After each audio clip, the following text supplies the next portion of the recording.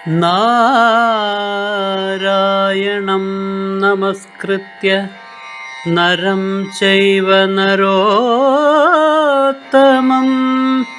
ദേവീം സരസ്വതീം വ്യാസം തതോ ജയമുദീരയേ. അർത്ഥശാസ്ത്രമിദം പുണ്യം ധർമ്മശാസ്ത്രമിദം പരം മോക്ഷശാസ്ത്രമിദം പ്രോക്തം വ്യാസേനാമിത ബുദ്ധിനാ.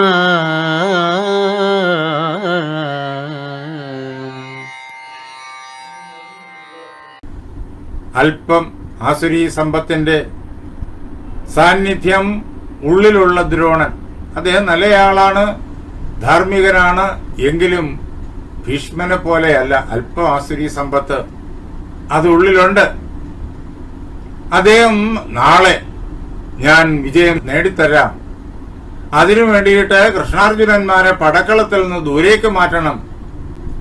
ചാവേറുകളെ അർജുനനെ വെല്ലുവിളിക്കാനായിട്ട് അതിരാവിലെ തന്നെ അയക്കുക.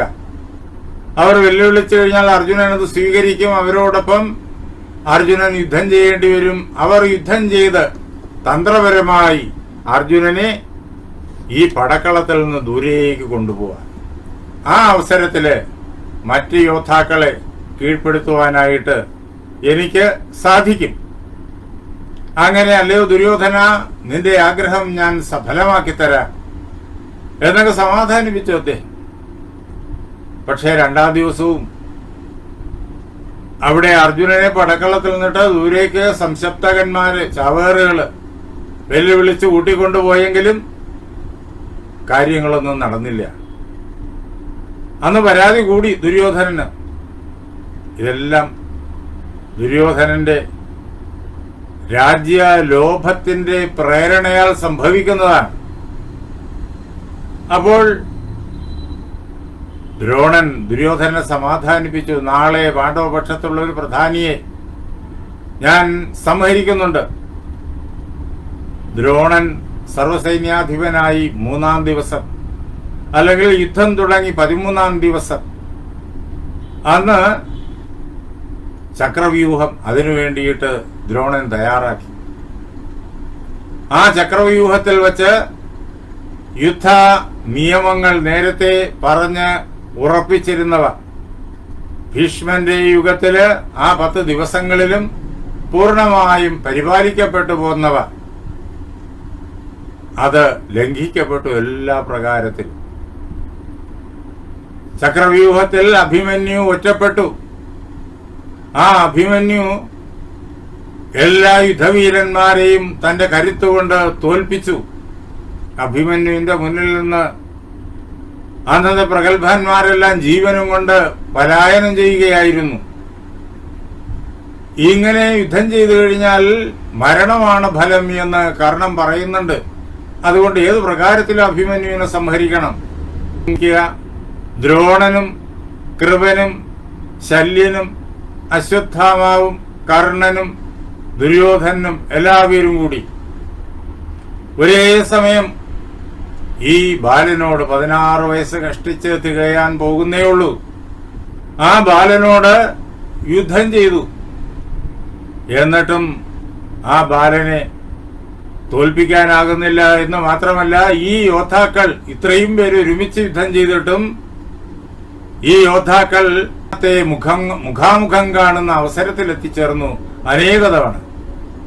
അങ്ങനെ വരുമ്പോഴാണ് ദ്രോണന്റെ നിർദ്ദേശത്താൽ കർണൻ ചതിവ് പ്രയോഗിക്കുന്നതും ഒളിഞ്ഞു നിന്ന് അഭിമന്യുവിന്റെ വില്ല് എയ്തു മുറിക്കുന്നതും അങ്ങനെ അഭിമന്യുവിന്റെ മൃത്യുവിന് മരണമൊരുക്കുന്നതും.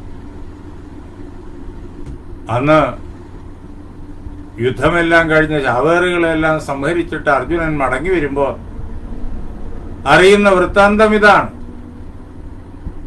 അർജുനൻ വളരെയേറെ ദുഃഖിതനായി, വളരെയേറെ കോപിച്ചു. അർജുനൻ കഠിനമായ പ്രതിജ്ഞ ചെയ്തു. നാളെ സൂര്യൻ അസ്തമിക്കുന്നതിന് മുമ്പ്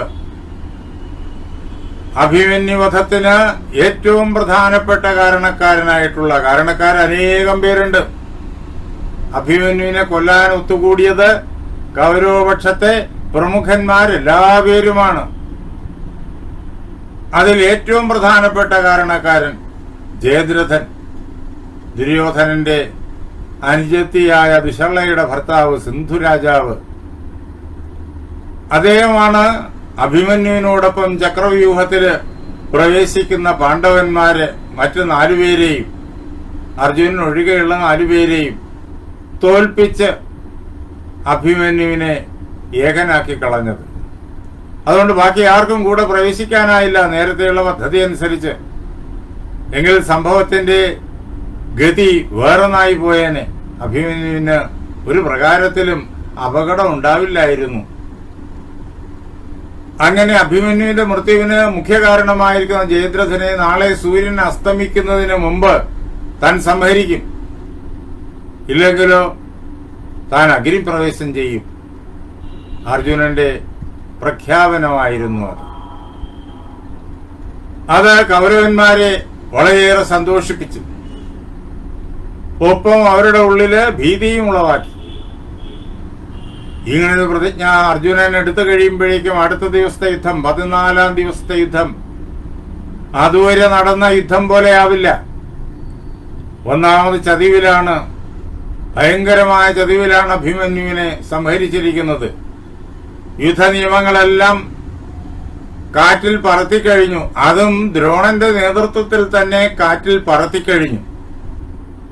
താൻ സർവസൈന്യാധിപനായി നിൽക്കുമ്പോഴേക്കും തന്റെ പക്ഷത്തിന് ജയമുണ്ടായില്ലെങ്കിൽ തന്റെ സൈന്യാധിപത്യത്തിന് അർത്ഥമില്ലാതാകുമെന്നുള്ള ആ ഒരു വിചാരം ദ്രോണന്റെ മനസ്സിനെ വല്ലാതെ ബന്ധിച്ചു കളഞ്ഞിരുന്നു. അങ്ങനെ തന്റെ യുദ്ധവീരൻ എന്നുള്ള ആ അഭിമാനത്തെ തെളിയിച്ചു കാട്ടാൻ വേണ്ടിയിട്ട് ദ്രോണൻ അന്ന് അഭിമന്യു വധത്തിന് സകല കപടതന്ത്രങ്ങളും മറ്റ് എല്ലാ യോദ്ധാക്കളോടുമൊപ്പം പ്രവർത്തിപ്പിക്കുകയായിരുന്നു. അപ്പൊ അതിനുള്ള പ്രതിവിധി അർജുനൻ അതേപോലെ തന്നെ മറ്റെല്ലാ പാണ്ഡവവീരന്മാരും കരുത്തോടെ നിർവഹിക്കും 14-ാം ദിവസം യുദ്ധം ആരംഭിക്കുന്നത് മുതൽ. അതുകൊണ്ട് ആ യുദ്ധം അതുവരെയുള്ള ദിനങ്ങളിലെ യുദ്ധം പോലെയല്ല. എന്ന് മാത്രമല്ല, സിന്ധുരാജാവിനെ സംരക്ഷിക്കണമല്ലോ. സൂര്യൻ അസ്തമിക്കുന്നതിന് മുമ്പ് ജയദ്രഥനെ കൊല്ലാൻ അർജുനന് സാധിക്കരുത്. അതിനു വേണ്ടിയിട്ടുള്ള സന്നാഹങ്ങൾ ഒരുക്കണം. പാണ്ഡവന്മാർ സർവശക്തിയും ഉപയോഗിച്ച് ആക്രമിക്കും. എന്നാൽ ജയദ്രഥനെ വിട്ടുകൊടുക്കരുത്. അദ്ദേഹത്തെ സംരക്ഷിക്കണം. അതിനു വേണ്ടുന്ന തന്ത്രങ്ങളെല്ലാം യുദ്ധവിദഗ്ധനായിരിക്കുന്ന ദ്രോണൻ മനസ്സിൽ കണ്ടു. അർജുനന്റെ ഈ പ്രതിജ്ഞ ജയദ്രഥന്റെ ചെവിയിലുമെത്തി. അത് കേട്ടപാടെ ജയദ്രഥൻ ഭയന്നുപോയി. നാളെ സൂര്യാസ്തമനത്തിനു മുമ്പ് അർജുനൻ സംഹരിക്കും എന്ന് പ്രതിജ്ഞ ചെയ്തിരിക്കുന്നു. അർജുനൻ പ്രതിജ്ഞ ചെയ്താൽ അത് നടത്തിയിരിക്കും എന്ന് മാത്രമല്ല, ആ പ്രതിജ്ഞയുടെ ദാർഢ്യം അതിന്റെ ആ പ്രതിജ്ഞയുടെ അടുത്ത ഭാഗം കൊണ്ടറിയാം. സാധിച്ചില്ലെങ്കിൽ അർജുനൻ അഗ്നിപ്രവേശം ചെയ്യും എന്ന്. ഇത് കേട്ട് ജയദ്രഥൻ ആകെ ഭയന്നുപോയി. യുദ്ധം മതിയാക്കി നാട്ടിലേക്ക് മടങ്ങിപ്പോവുക, അതാണ് നല്ലത് എന്ന് ജയദ്രഥൻ ചിന്തിച്ചു. നേരെ ദുര്യോധനന്റെയും അതേപോലെ ദ്രോണന്റെയും സമീപത്ത് ചെന്നു ആ രാത്രിയിൽ. എന്നിട്ട് അവർ രണ്ടുപേരോടും അദ്ദേഹം തന്റെ ഭയം തുറന്നു പറഞ്ഞ് സിന്ധുരാജ്യത്തിലേക്ക് മടങ്ങിപ്പോകാൻ തന്നെ അനുവദിക്കണം എന്ന് അദ്ദേഹം കേണു പറഞ്ഞു. അപ്പോൾ ദുര്യോധനൻ പറഞ്ഞു, അല്ലയോ ജയദ്രഥ, അങ്ങ് ഇങ്ങനെ ഈ പടക്കളത്തിൽ നിന്ന് പിന്മാറാൻ പാടില്ല. ക്ഷത്രിയനെ പോലെ അങ്ങ് യുദ്ധം ചെയ്യണം.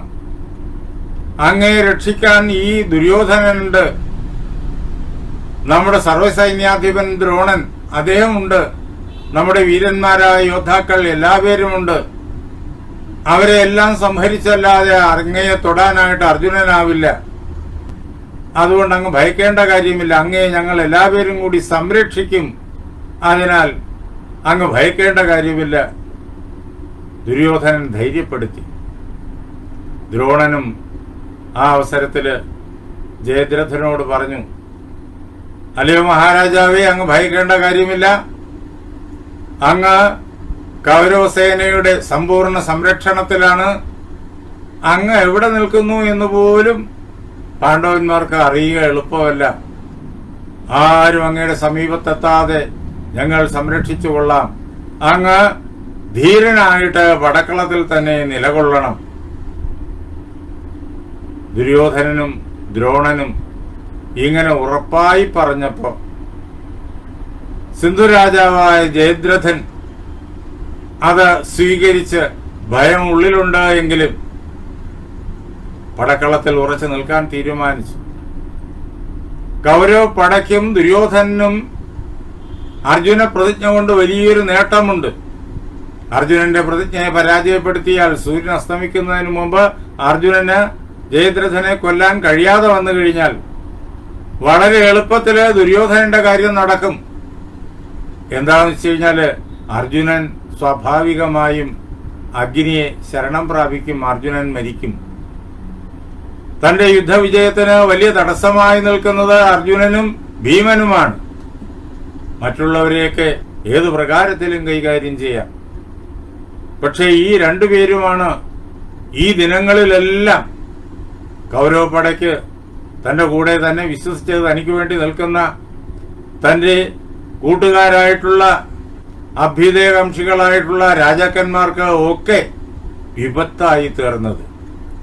അപ്പൊ അതിലൊരാൾ സ്വാഭാവികമായി ഒതുങ്ങുക എന്ന് വന്നാൽ പാണ്ഡവപ്പട പരിപൂർണമായും ക്ഷീണിക്കും. പിന്നെ അവരെ ജയിക്കാൻ എളുപ്പമാണ്.